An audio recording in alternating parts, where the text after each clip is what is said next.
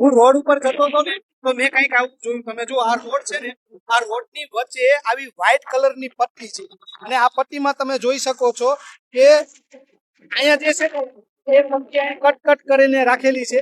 તો ઘણી વખત રોડ ઉપર આવી પીળા કલરની પટ્ટી હોય, વ્હાઈટ કલરની હોય, ઘણી વખત પટ્ટી છે ને એ કન્ટિન્યુ દોરેલી હોય. હવે આનું મહત્વ શું છે ને એ હું તમને સમજાવું.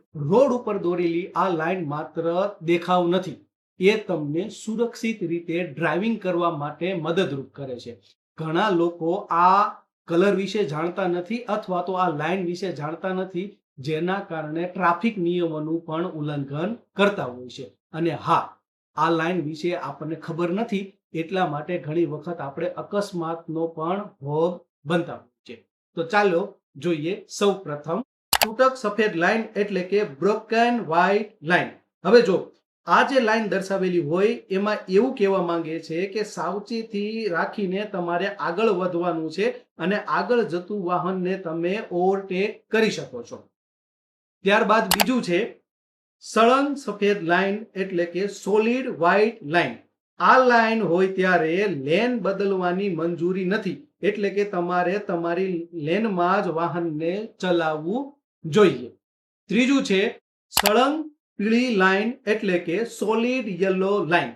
આ લાઈન પાર કરીને સામેની સાઈડમાં જવું એ મનાઈ છે અને તમારી સાઈડમાં રહીને જ તમારે આગળ વધવાનું છે.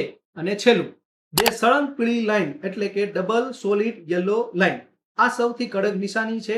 અહીં કોઈ પણ પ્રકારનું ઓવરટેકિંગ સંપૂર્ણપણે પ્રતિબંધિત છે.